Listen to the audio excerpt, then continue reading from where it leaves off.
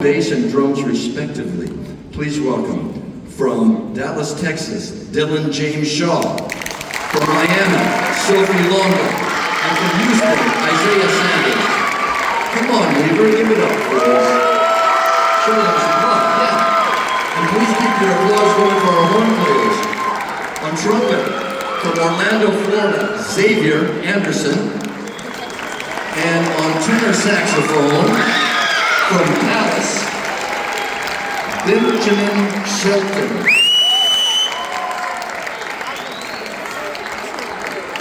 They're all in high school, they're the same age as you. So right now I want to introduce Antonio Hart. You know, Antonio Hart is considered not only one of the greatest jazz saxophonists on the scene, he's a Grammy Award winner, he's on dozens and dozens and dozens of recordings. He's played all over the world in every major venue. It's a personal friend of mine, and I said, you know, we're doing this peer-to-peer. We call it peer-to-peer because these are your peers. The incomparable Antonio Hart.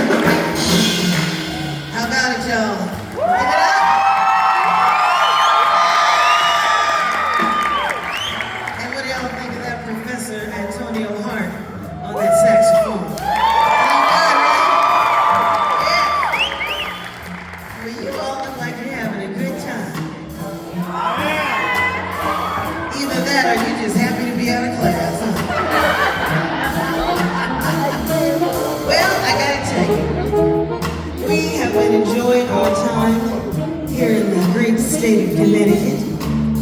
And this is our very last school performance, so you all get the very best of us. But I gotta tell you, we were coming here today, and something happened. Would you like to know the tea? Okay, well, we were kind of just driving, there's a little winding road, and a little birdie landed right on the windowsill. And the little birdie said, hey, you're going to this school today, and you should know something about these students. I said, oh, little birdie, please tell me what I should know about these students. And the little birdie told me to lean in, so I leaned in. And the little birdie said, once you get there, you should know that all of these students, they all know how to sing the blues. I said, really, little birdie? Let's test this theory out a little bit. Every day, I got the blues. I got the blues. Every day, I got the blues. I got the blues. Every day, I got the blues. I got the blues. All right. I think that little birdie was right. Oh, but I forgot to tell you another part of the story. Would you like to hear some more tea? All right, well, the little birdie said, as soon as I get here, there's one person who's been waiting for us to come here because they've been dying to sing the blues. You want to know who that person is? Oh, you all don't want to know.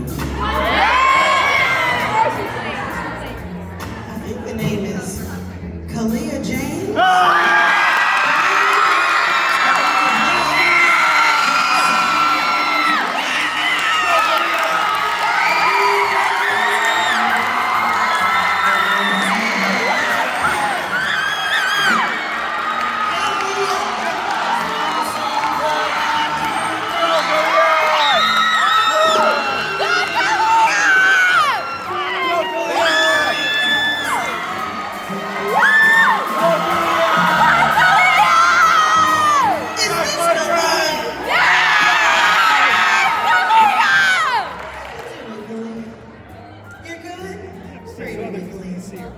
She is a senior, y'all.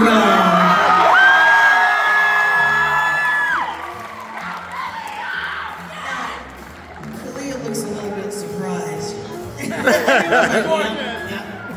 Well, you gotta blame it on your Connecticut birdies. I had nothing to do with this. So, Kalia, I hear that you can sing the blues, and you're gonna sing the blues for your 12th grade class. Because you gotta represent your city, right? Yeah. She understands the assignment. Now, first thing we gotta do, Kalia, do you have a group? Yeah, okay, you got it. Now, Kalia, here's how we play this game. So you see how I did the call and response with the audience? I'm gonna do the same thing with you. And then I'm gonna give you the microphone, and you're gonna improvise your own blues. Yeah. So, improvisation is very, very easy. So I want you to think of something in the school that gives you the blues, like, I don't know, homework, test, school lunch. How's your school lunch around here? Okay, so you can sing the blues about that, okay? And you can just sing whatever comes to your mind. So you ready to do it for your 12th grade class? She's ready.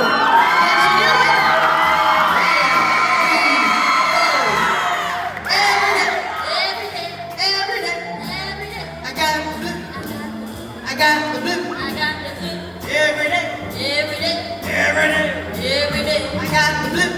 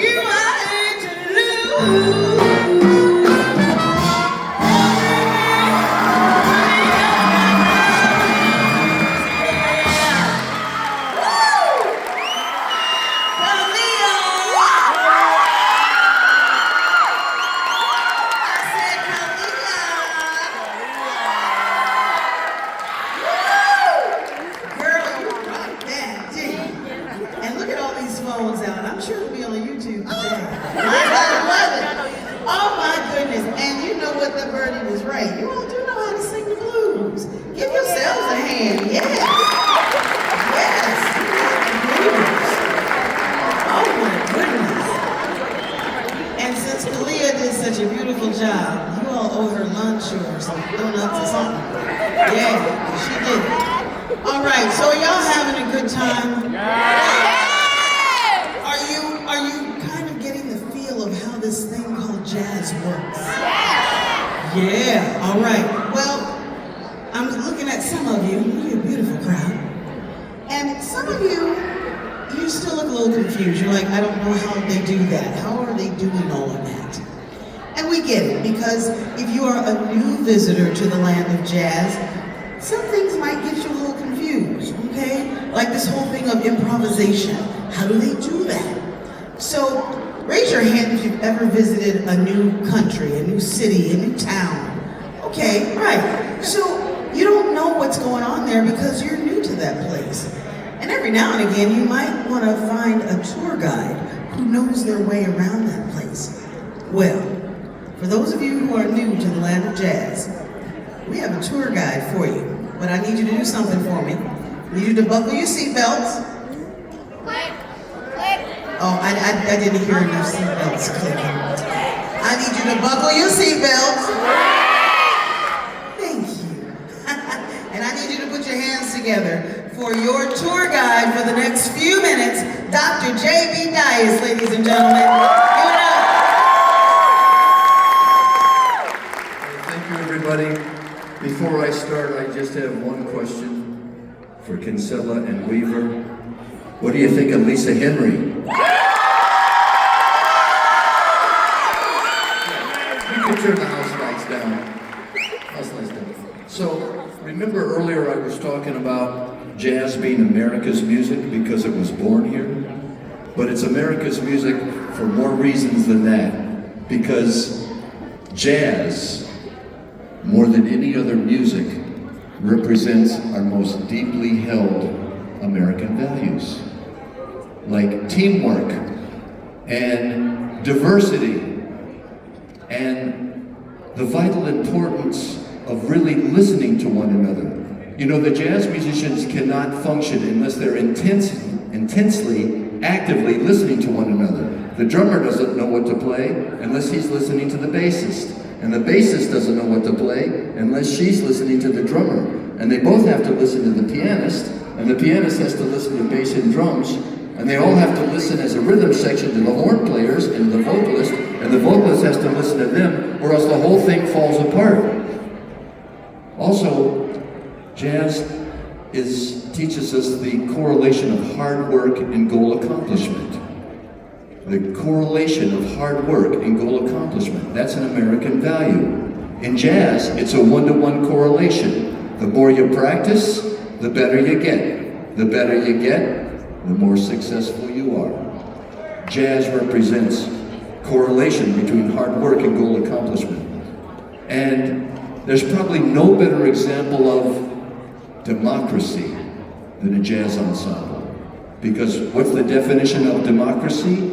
Individual freedom, but with responsibility to the group. What's the definition of a jazz ensemble? Individual freedom, but with responsibility to the group. Individual freedom. They can play whatever they want. Notice there are no music stands up here. There's no music telling them what to play. They can play whatever they want. There's no conductor telling them how fast to play, or how soft to play, or how fast to play. They can play however they want.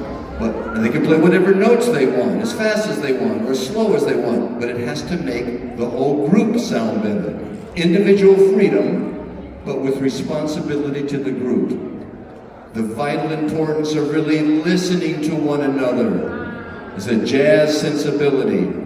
They're continuously listening to one another. The rhythm sections are listening to the solos and supporting them. And even if they don't see eye to eye, like if the bassist thinks the groove should be one way and the drummer thinks it should be the other way, they find common ground because the most important thing is to serve the music, to make it swing, to make it pop, to make it feel good. So they're continuously, actively listening to one another and supporting one another. Wouldn't it be great if Congress We're made up of all jazz musicians, be a swinging house of representatives. So we're going to show you how a jazz tune works. You can look right here at this screen right here, and I want you to notice that this is just one piece of music, and it's good for the whole band. It's the bass part, the drums part, the piano, alto sax, tenor sax, trumpet, vocal. All they need is one piece of music to do the whole song. Now, look at this. This song is 12 measures in it, and if you look at these bar lines right here, they separate the music into measures. So 12 measures, 1, 2, 3, 4, 5, 6, 7, 8, 9, 10, 11, 12. And there's 4 beats in each measure. So if you're tapping your feet along with the music, it's going to go like this. 1, 2, 3, 4, 1, 2, 3, 4, 1, 2, 3, 4, and so forth.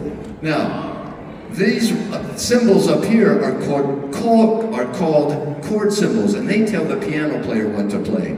B flat 7 for the first measure, E flat 7 for the second measure, B flat 7 for measures 3 and 4, E flat 7 for measures 5 and 6, then B flat 7, G7, C minor, F7, and then notice 2 beats a piece here. B flat 7, G7, C minor, F7, back to B flat 7. Now look at this. There's music written up here. This song was written, Tenor Madness, by Sonny Rollins, and this is the melody that he wrote. And I want you to notice that the chords up here are the same as down here. See, B flat 7 for the first measure here, B flat 7 for the first measure here, E flat 7 for the second measure, same up here, then measures 3 and 4. But notice, there's no music written down here. It's blank. It's blank, and the reason why it's blank is because it hasn't been written yet. It gets written as they play. As they play. So the audience doesn't know what's coming next because the musicians themselves don't know what's coming next. It's a musical conversation. So here's how it works. They're going to play through this chord progression over and over and over and over again. And again, the reason why it never gets boring is because something new happens every time. The musicians don't know what it's going to be, so the audience doesn't know what it's going to be. So the audience is part of the journey of discovery. So every time they go through it, it's called a chorus. So the first chorus, they're going to play the melody. We call the head. That's the one that Sonny Rollins wrote in this case.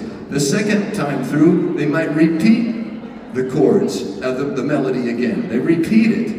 And then, but they might harmonize it. Notice there's no harmony written. They'll do the harmony part by ear using their knowledge of music theory. Then chorus after chorus after chorus after chorus. Everybody in the band improvises their own solo. Then at the end, they play the head again. They play the head again at the end. So you have to think of jazz like a sandwich. You got one piece of bread at the top. That's the first time they play the head. You got that piece of bread at the bottom. That's when they play the head at the end of the song, and just like in a sandwich, all the good stuff, all the important stuff, all the delicious stuff is in the middle. In jazz, the solos are in the middle. So we're going to show you how it starts, but before I do, I want to make sure you know what I mean by a note, a chord, and a jazz chord. Here's a single note. Here are 3 separate notes, and if you play them at the same time, that's a chord. And if you have 4 separate notes, that's a 7th chord, and that's B flat 7 if you play them at the same time. And here's E flat 7, and B flat 7, and that repeats. E flat 7, and that repeats. B flat 7, and G7, C minor, F7, and then B flat 7, G7, C minor, F7, back to B flat 7. And those are the only chords written there. Now, when the piano player plays a B flat 7th chord, the bass player will play a B flat note in the bass to give it more body. Here's the B flat 7th chord again without the bass, and here it is with the bass. Hear the difference? Here it is without the bass. Sounds kind of thin. Here it is with the bass. And here's E flat 7 and B flat 7, and that repeats, and E flat 7, and so forth. Now, that's a basic chord. A jazz chord, the piano player can add more notes to the chord, doesn't have to play just those 4 notes. After all, he's got 10 fingers, so he can play a 5-note chord, a 6-note, 7, 8, 9, 10-note chord, however he feels like it, to make it sound more personal, to make it sound more like he wants it to sound. Individual freedom, and we call those jazz chords. So here is the basic B-flat 7th chord again, and here's a jazz version of the same chord. Here's the difference. Here's the basic B-flat 7. And here's a jazz version of the same chord. And here's another version of the same chord. And another one. And he's got lots of ways to play that, and he might make up a few as he goes along. So the first time we go through, we're going to just show you the basic chords, and then I'm going to show you what they do to make it sound more like jazz. Once it starts to pop, once it starts to cook, then we're going to bring on the horn players, and they're going to play the head. Remember, the head is the melody. When you hear the horn players come in, that's where the tune would actually start. So, here's the basic chords. A 1, 2, 3, 4. Notice there's 4 beats in measure. 2, 3, 4, 1, 2, 3, 4, 1. Now, E-flat 7. Now, besides just playing the roots of the chord and letting it sustain, the bass player can improvise what we call a walking bass line, putting a note on each beat. Notice she's playing on every beat now. A 1, 2, 3, 4. Still lands on the root of the chord, like right here. She'll land on B flat, then land on G. But all the other notes are improvised. Now the drummer's going to take his right hand on the ride cymbal and line it right up with the bass. See how they're right together? And now he's going to put his hi-hat cymbal with his left foot on every other beat. Now what I want you to do is I want you to keep your place and clap your hands one time when we get to the top. Know where we are? 11, 12, here we go. Now, I want you to do that no matter how I try to distract you. Just like a jazz musician cannot get distracted, keep your place. Count with me, everybody. Count. 8, 9, 10, 11, get ready, 12, and good. Now, the bass player, besides just playing those quarter notes like that, can add some skips and drops. And the drummer can do the same thing with his ride cymbal, just embellish. Ta-tang, tang, ta-tang, tang. Know where you are? 11, 12, and good. Now let's have a conversation. Let's have the left hand on the snare drum and the right foot on the bass drum, and the drummer will have a musical conversation between his left hand and his right foot. Know where you are? 11, 12, and good. Now let's turn these chords that the piano player is playing into jazz chords. Everyone know where you are? Count with me. 7, 8, 9. Now rather than just playing the chords when they change, the pianist, get ready. The piano player can jab the piano anytime he wants, rhythmically, to make it groove. We call that comping. It comes from the word complement and accompany. See how it's starting to sound more like jazz? Now we bring out our horn players, and this is where the tune would actually start. Know where you are? 11, 12, here we go. Notice they're playing the head, that means the melody. In this case, the melody that Sonny Rollins wrote.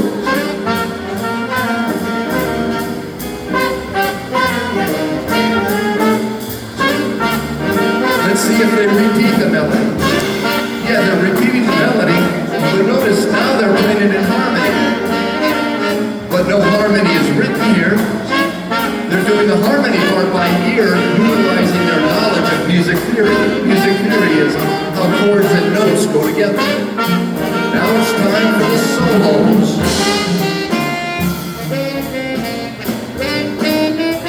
And tenor saxophone player started. We can start with anyone we want. But he jumped in first, so we start with tenor.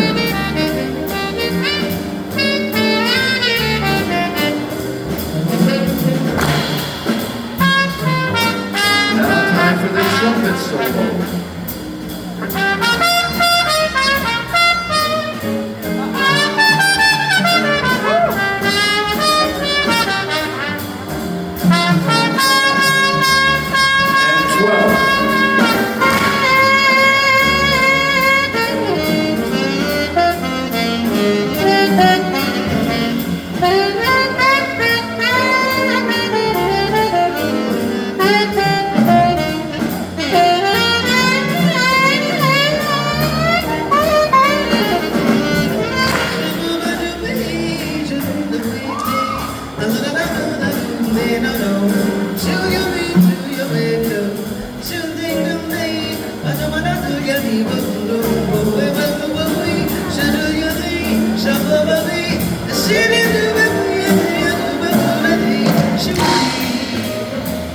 And that's called scat singing.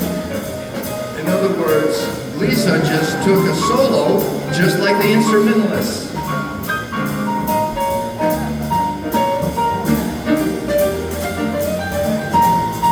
Let's see who solos next. Time for the bass solo. Now after the bass solo, we're going to do a thing we call trading fours. That means each instrumentalist asks the drummer a four-measure musical question.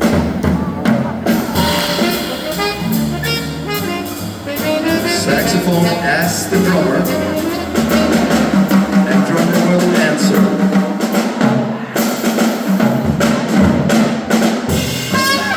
And trumpet will answer the drummer. And drums answers the drummer. Everyone keeps their place.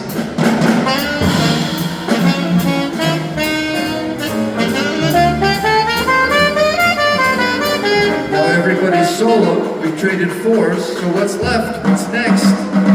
What's next, everybody? The head. And that's how you know the song is almost over. Remember, jazz is like a sandwich.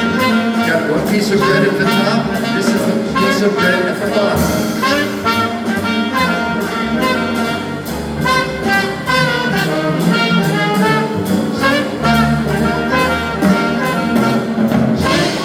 And notice they're repeating the head, so this time they're playing in harmony. But no harmony is written. They're doing the harmony part by ear, using their knowledge of music theory.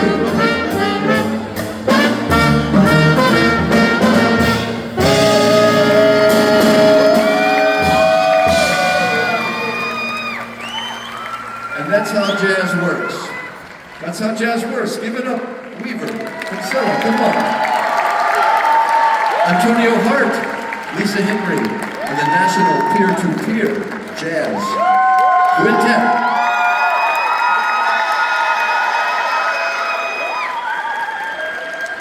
So, before playing our last song, we have time for just one or two questions. Does anyone have a question for either Mr. Hart or Ms. Henry or any of the students on the stand, on the bandstand? Any questions? Yes, go right ahead. Have you guys always been exposed to jazz or these instruments? Or Real loud? Have you guys always been exposed to jazz or these instruments like your entire life? Or did you just get into it? So the question is, have you always been exposed to jazz, or how did you get into jazz? Hello, my name is Isaiah Sanders. I play drums, and I'm 18 years old. I'm a senior from Houston, Texas. I was born into a musical family. My dad's a drummer. He's also a pastor, so I've had to play in church. I've only been playing jazz for 4 years. I've been playing church music and R&B, pop, and all that kind of music since I was young.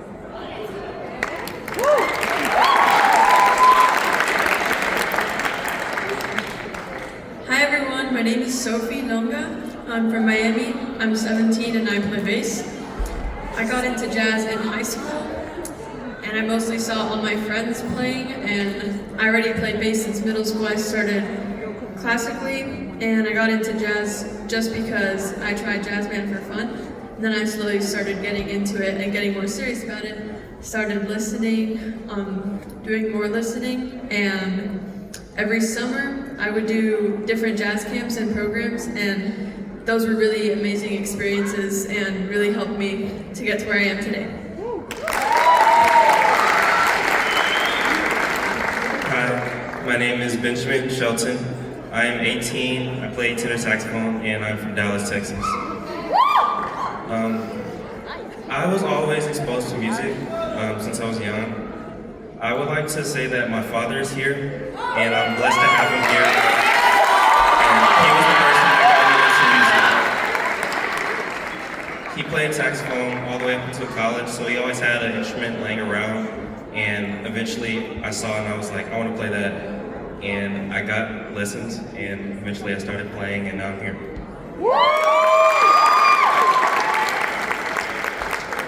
Hello, my name is Xavier Anderson. I'm 16. I play trumpet, and I'm from Orlando, Florida.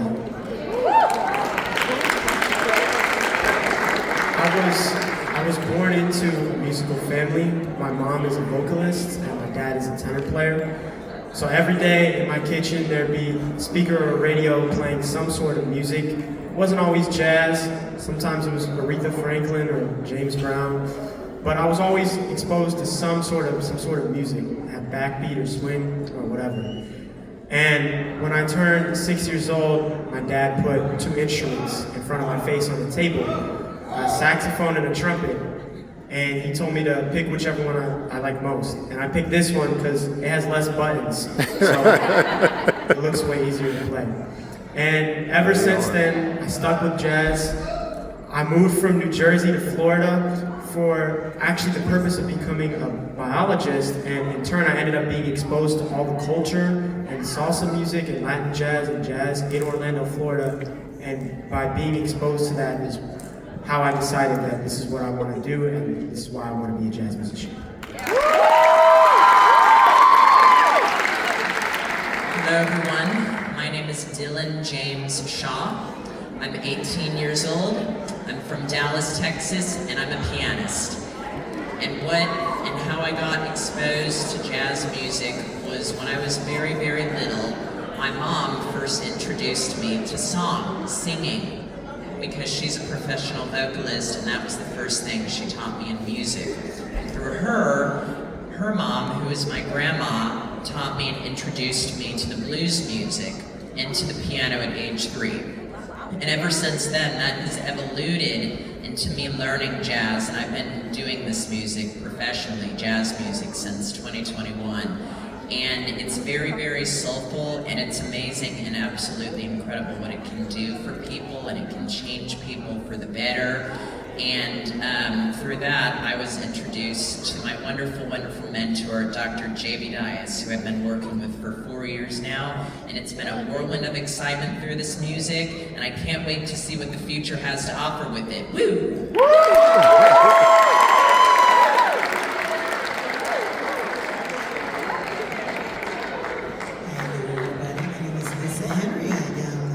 Vocalist, I teach jazz, and I live jazz, and have done so since I was about 17 professionally. So a lot of what they have said, my early influences, the church, a lot of soul music, a lot of Motown that was playing in the house. And in about 4th grade, I decided I wanted to do jazz, and it's taken me around the world. Taken me to Africa many times, places like Russia, Turkey, all over the globe. So I feel very fortunate and very blessed. And now I'm here with all of you, and I get to do some jazz and teach some jazz later. So it's been a very, very good life. Good life.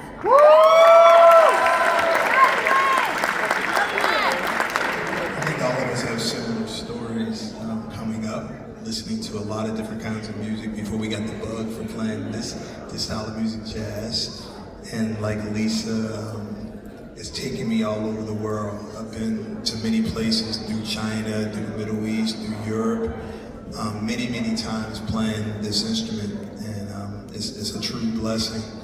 And you guys are looking at the future of this music. These young musicians are really great, and they're about to embark into some great things. A lot of them are seniors. Dylan is about to go to Berklee College of Music.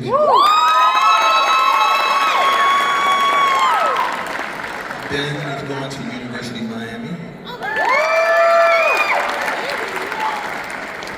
Sophie's going to Juilliard.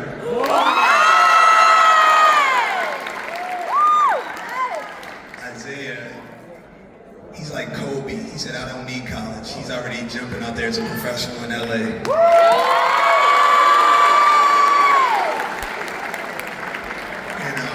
And Xavier is the baby of the band, but he's going to be doing great. He's already doing great.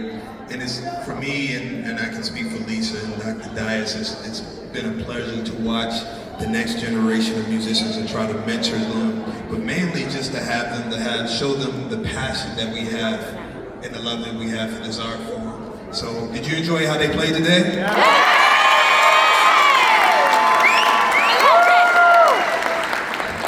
It doesn't sound like it. Did you enjoy these guys?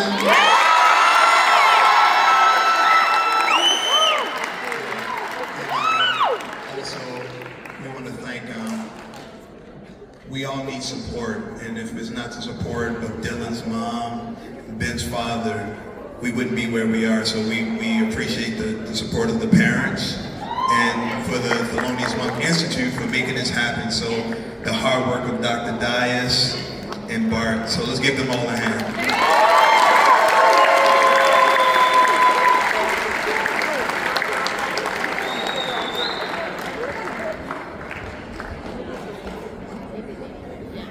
This is our last performance at a school in Connecticut. You know, this is our 42nd state. We have 8 more to go. This is our last one, but tonight we're playing at Black Eyed Sally's. So starting at 8 o'clock. So if you like what you hear, please come to Black Eyed Sally's tonight. Bring your parents, bring your friends. And thank you very much, and I'll turn it back over to Lisa Henry. All right, have you all had a good time today?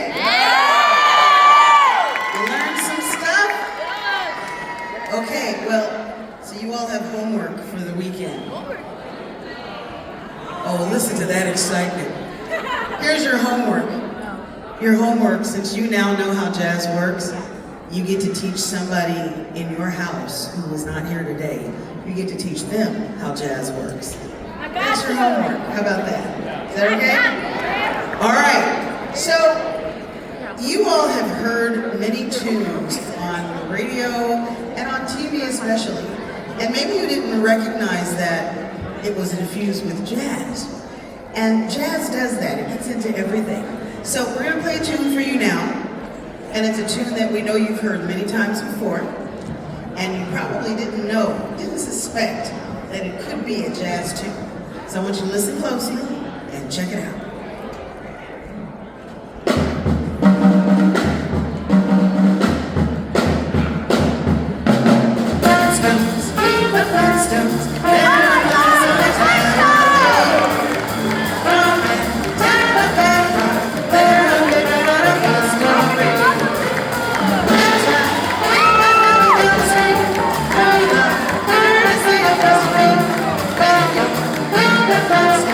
Da da da da da.